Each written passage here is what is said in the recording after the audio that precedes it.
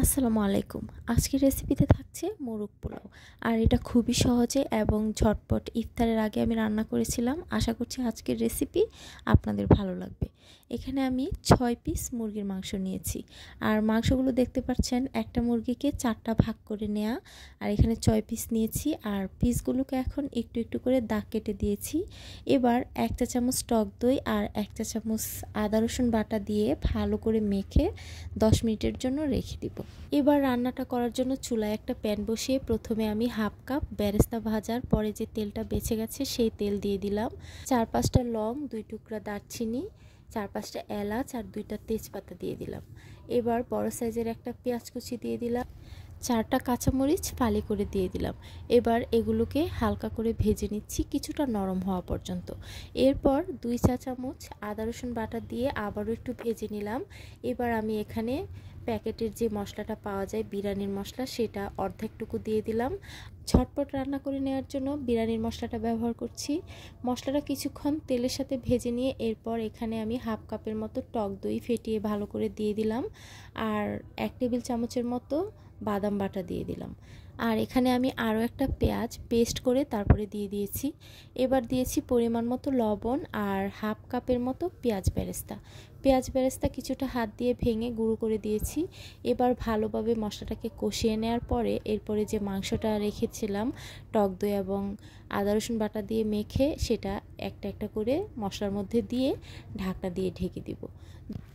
2-3 minute পরে ঢাকনাটা উঠিয়ে এরপর মাংস এবং মশলা ভালোভাবে মিশিয়ে নিব আর ভালোভাবে কষিয়ে নিব।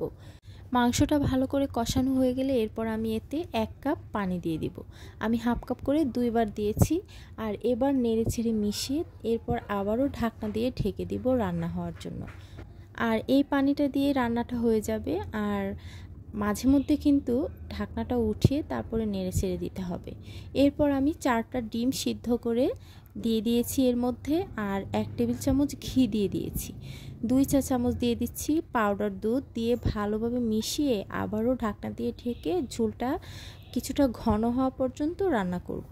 যখন ঝোলটা ঘন হয়ে গেছে আর দেখতে পাচ্ছেন তেল ভেসে উঠেছে, তখন এটাকে আমি চুলা থেকে নামিয়ে তারপরে তেল আর কিছু মশলা একটা বাটিতে উঠিয়ে নিচ্ছি।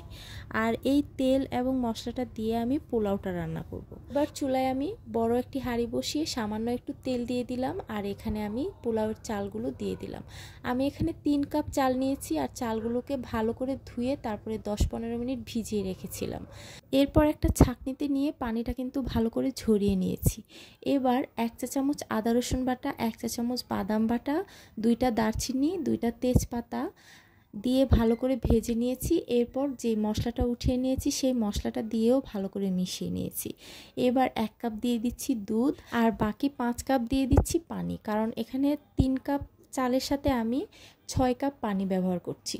তবে আমি কিন্তু সামান্য একটু পানি কম দিয়েছি, মানে 5.5 কাপের মতো পানি দিয়েছি। এরপর কিছু কিশমিশ দিয়ে দিয়েছি আর কিছু দিয়ে দিচ্ছি আস্ত কাঁচামরিচ। এরপর ঢাকনা দিয়ে ঢেকে আমি 90% পোলাওটাকে রান্না করে নিয়েছি। এবার এখান থেকে আমি অর্ধেকটুকু ভাত উঠিয়ে নিয়েছি আর বাকি ভাতটুকু সমান করে এরপরে এর মধ্যে মুরগির মাংসগুলো এবং ডিমগুলো দিয়ে দিচ্ছি এবং মাংসের সাথে যে মশলাটুকু ছিল সেইটুকু আমি দিয়ে দিচ্ছি। এরপর হাফ চা চামচ কেওড়া জল দিয়ে আর 1 মুঠো দিয়ে দিচ্ছি পেঁয়াজ বেরেস্তা, 1 টেবিল চামচ দিয়ে দিচ্ছি ঘি, আর বাকি যে ভাতটুকু উঠিয়ে রেখেছিলাম সেটুকুও দিয়ে দিচ্ছি।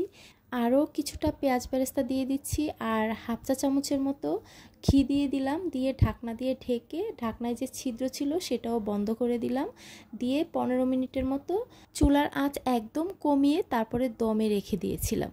15 মিনিট পরে আমি চুলা থেকে নামিয়ে এবার কিছুটা মিশিয়ে নিচ্ছি। দেখতেই পাচ্ছেন কতটা ঝরঝরে হয়েছে পোলাওটা। চাইলে ইফতারে আপনারাও এই রেসিপিটা তৈরি করতে পারেন।